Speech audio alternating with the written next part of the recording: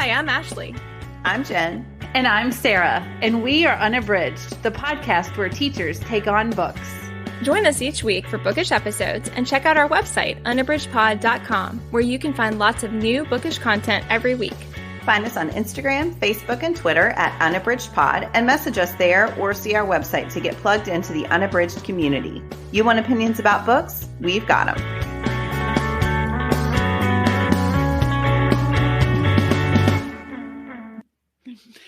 Hello, everyone, and welcome to Unabridged. Today, we'll be talking about the adaptation of our book club pick that was last week, the Guernsey Literary and Potato Peel Pie Society. Before we get started, we want to remind you that we have a newsletter that comes out twice a month. The first one is looking at the month ahead and what's going to be coming out with Unabridged, and there's always a little bookish item in there that Jen provides. And then in the middle of the month, we have a newsletter that comes out that gives you just a little bit more insight into us and getting to know us a bit better. So if you would like to sign up for that, you can head over to our website at www.unabridgedpod.com. Before we get discussing the adaptation, we would like to start with our bookish check-in. Jen, what are you reading?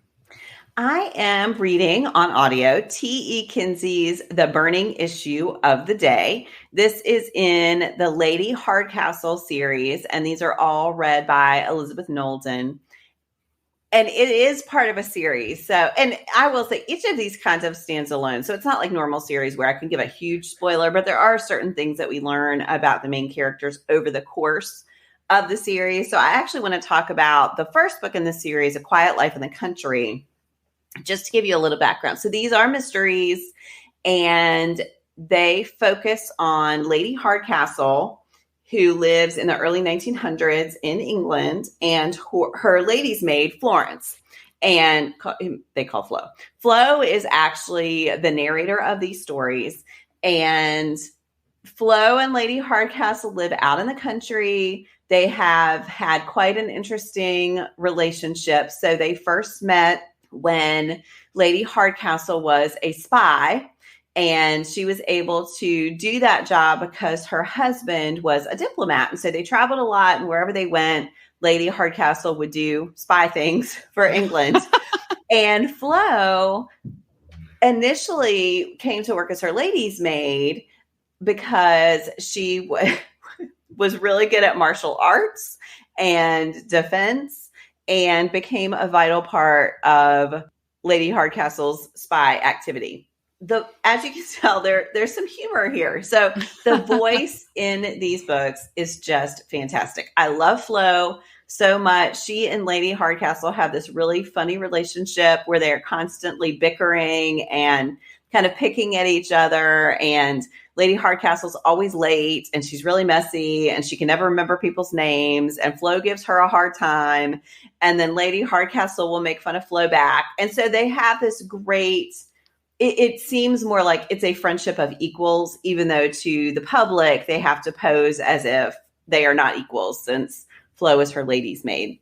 They go to live in the country because they do want a quiet life after everything that they've been through. But of course, as often happens, I think these would qualify as cozy mysteries. As often happens in cozy mysteries, they get pulled into these murders and these crimes because of their background. And they befriend someone who is a constable in their little town. And some people start figuring out just how smart they are and just how capable they are. And then with other people, they play as if they are not, because that's a great way to get the truth out of people. So it's just really fun to watch them working through these crimes. I love them on audio. Absolutely love them. So I really recommend these. They're a lot of fun, and they are great when I'm stressed. I can listen to one of these. The murders are never traumatic. They're always sort of off to the side. There's not a lot of gory detail. So yeah, that is T.E. Kinsey's Lady Hardcastle series. I am reading The Burning Issue of the Day.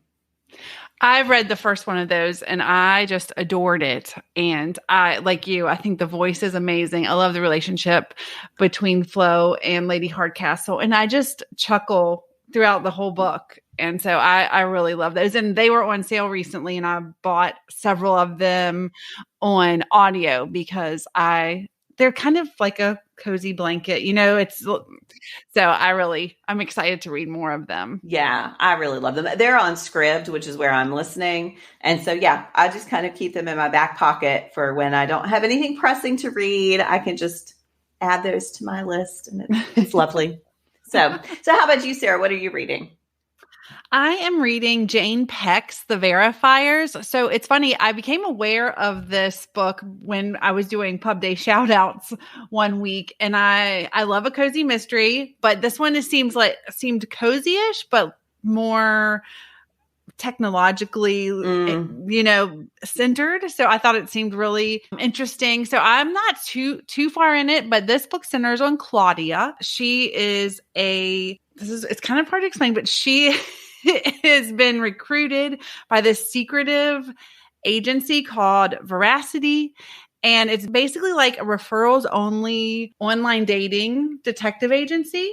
So it's kind of interesting. So that's where the technology comes in. And I think maybe that this stood out to me because I'm very fascinated by online dating because I feel like I have been married forever. And so the youngsters using online dating, it's just very...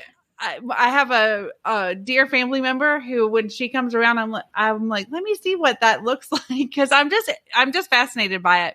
And so I thought this book sounded really cool. So I think that the mystery is going to be that one of Claudia's clients goes missing, and then she has to kind of solve that mystery. Mm-hmm. But it's really great so far. Claudia's family has all of these expectations for her, and she doesn't live up to them. So she's kind of like a rebel, and I really like her. And it's been funny and just really smart. So I am excited to see where the story goes. So that is Jane Peck's The Verifiers. I feel like I have seen only rave reviews of that one, and I've been seeing it everywhere. It sounds so good. And it moves pretty quickly. Mm-hmm. So I'm excited to see where it goes. That's very cool. All right. So I think now we are going to head into our discussion of Guernsey. And just so you all know, so we don't have to say the title over and over, we will be referring to the adaptation and the book as Guernsey. Because we both get a bit tongue-tied when we try to say the whole name. Indeed. So. Jen, what were your overall impressions of this adaptation? I liked it. I would not say I loved it. There are things I think that are done really well, and we'll talk about those soon. I think overall it was fine. I missed the depth of the book, and I missed the sense that you really know all of these people and that you really get so many great perspectives and the clever way the plot unfolds. I just felt like, because of the format, because it's a film, I understand why they couldn't replicate all of those elements, but I really missed them. I think they are what make the book so special. And so I think because I had read the book so recently for last week's episode, I was so keenly aware of the changes that they made and of the impact they had on the emotional resonance of the book. And just structurally, it's much more simple. And there were so many things that I just missed and was looking forward to seeing on the screen that just didn't happen. So I don't want to give it a bad review, but it was fine. What about you, Sarah? Yeah, I agree with you. And I do think that nearness of having finished the book really had an impact on what I thought of the movie. Jen, Ashley, and I often during adaptation episodes talk about, often Ashley has just read the book and then we're watching the adaptation. And a lot of times Jen and I are pretty far removed from our reading, mm-hmm. and then we watch the movie. And I do think that nearness of the book and how it's a great commentary on why books are most of the time so much better than the adaptation, mm-hmm. because of the depth that it can go into. And I think especially with this one, I think if I hadn't read the book, some of the movie would have just felt it's almost like going through the motions, but not putting the depth into it. I don't know. It just skims the surface. Yeah, skims the surface. So I think it, like you, I think it was fine, but I didn't have the emotions when I was watching the movie. And then some of the choices that had to be made to adapt it, I just thought didn't work for me. So I thought it was fine. And I think the actors were fine and did the best that they could with what they had, but it just did not impact me like the book did. Yeah. I think it might have worked as a series much better, because I think if you had 8 or 10 episodes, you could have addressed a lot of those. But in a 2-hour movie, yeah, it just felt like the Cliff Notes or Spark Notes for people who are in school right now. Yeah, that sounds that is a great. That's a great comparison. Like just Spark Notes, just hitting the surface. I just was kind of disappointed, and I think what I loved about the book was that we got all of these perspectives and all of these stories, these personal stories about how the occupation affected a wide range of people, and you just didn't get that in the movie, I didn't think. Well, what is one thing that did work for you, Jen? I'm going to go back to the casting. I really thought the actors were excellent. So I love Downton. And so seeing Lily James as Juliet Ashton and seeing, I'm looking up her name right now, who played Amelia, Penelope Wilton as Amelia. I thought they inhabited those characters so well. I thought that the actress who played Elizabeth McKenna, Jessica Brown Findlay, was great. I loved, I just thought they tried to give that depth that we feel through the letters in the book. There just wasn't as much to work with. Michael Huisman, I thought, was great as Darcy. Though I didn't like that character as much as I did the book. I thought they took away a lot of his complexity. But yeah, overall, I love Matthew Good. I'll watch him in anything. I thought he was great as Sydney. And that was a role that I felt was actually beefed up a little bit from the book. Yeah. And I liked that because I really like Matthew Good. And so, yeah, I think the casting was excellent. I thought they matched well to the way I pictured a lot of the characters. What about you? What's one thing that worked for you? Well, the casting also was something that worked for me. And it's funny because I guess I have seen on my Netflix the poster, for Guernsey. And so throughout my reading of the book, I pictured Lily James as that's Juliet funny. Because I had seen her and I was aware of her in other things. So like that's who I pictured. But I think besides the casting, I felt like the set and the way that they incorporated I really felt like Guernsey looked like maybe like what I pictured it in the book. I thought they did a really good job of recreating the 1940s in the movie, and I really enjoyed that. It felt authentic, and I thought that I really liked the scene where when they're back, the very opening scene when the Guernsey is basically created with the German soldiers. I thought that's pretty much what I pictured in my mind, except I think there were a few less people, but that's how I pictured it in my mind. So I really liked that as the opening scene. I thought that was a good scene to open with too, because it kind of set the stage, even though in the book that comes later. I thought that was really a good way to start the movie. So those are a couple things that worked for me. I think so too. I agree with that. Yeah, some of those scenes, like when Juliet is first arriving on Guernsey on the boat, you get a sense of just how charming it is, but also of the devastation there and of the fact that it is still a place that is recovering from a long occupation. I really liked the scene where Juliet and Isola are in the bed drinking the rum and talking and just chatting as friends. I really loved that too, because I felt like that was one time when you kind of got that close relationship that I felt the whole time when I was reading the book amongst all the characters. But when they are kind of cuddled in the bed and kind of girl talking, I thought that was really sweet. Yes. So I really liked that one too. I also thought, I'll do one more. I also thought, I feel guilty because I didn't give it a great review. So I'll beef it up a little bit here. But yeah, I really thought that Juliet, we see the impact the war has had on her as well. And I thought Lily James did a great job showing her recovery too. And she lost her home, but she was not someone who had personally been impacted as much as other people. And there's a guilt there almost that I think you really get a sense, number one, of course, that everyone was affected by the war.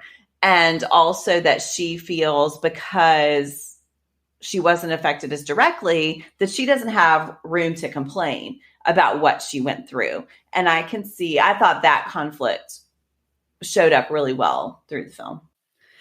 Okay, what is one thing that did not work for you?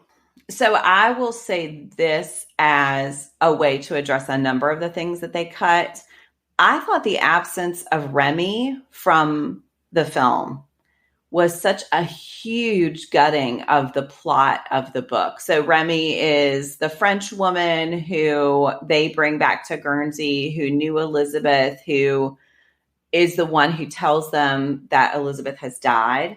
And so I think it's another angle on just what people have gone through in the war, but it also shows us more vividly in the book than in the film, just the way Elizabeth continued being who she was even after she left Guernsey. You get some of that in Mark's report. But yeah, I just think Remy is such a key part of the second half of the novel that taking her out, I think, had a huge impact on the film. And I did not like that Mark was the one that delivered that report, because I didn't either. All of that, I mean, the whole thing with Mark and the way that, first of all, that Juliet accepted the proposal. I think Lily James did a great job with what she had. But in the book, Juliet was just so strong. And I mean, she was a little rebellious and was like not going to be put into a box. You know, She was not. And so I think that the fact that she didn't accept the proposal from Mark in the book is a huge thing. And it also speaks to how she is not going to be bullied or like coerced into something that she does not want to do. And then, so when she accepted the engagement ring in the movie, I did not like that at all. Yes. Like, I thought that seemed really to kind of water down Juliet's strength that you see in the book. So that, and then her relationship with Mark and the fact that she's the one, she asks him for help and how to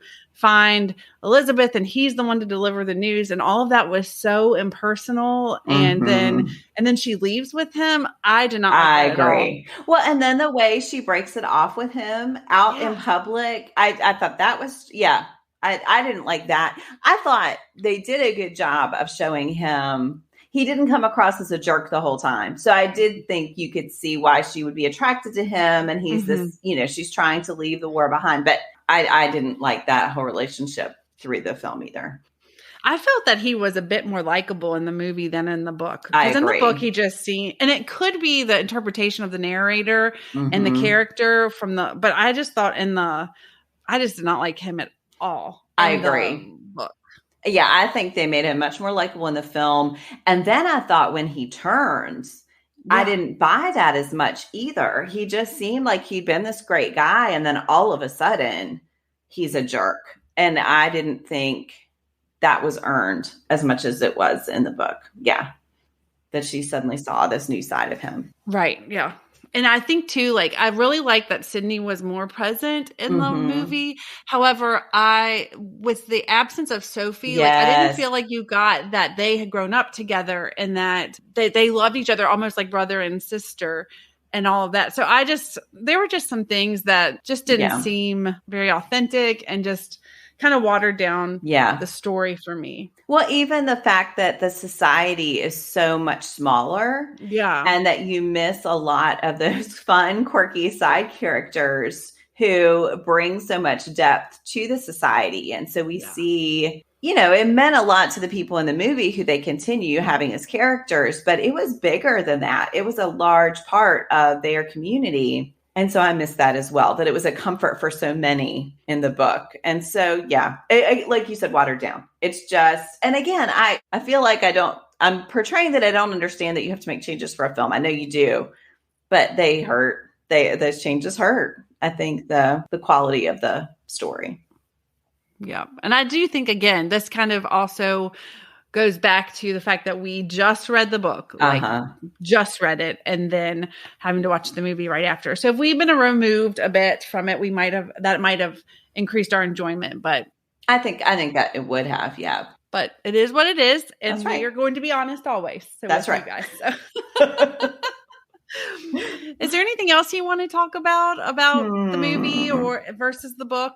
I did think it did a nice job showing the power of books and connection. The way they showed their meetings and the debates that they had when Juliet is defending Anne Bronte against all attackers and becomes so passionate. I did think that was done really well. I liked that. That was one of my favorite parts of the book. So I was glad that they were able to keep that sense of it in the movie. My big question going on in was, how are they going to handle the epistolary angle? Yeah. And so I was glad that they kept the letters and the sense of letters. It's not as impactful, of course, but I was glad at least that they didn't abandon that completely.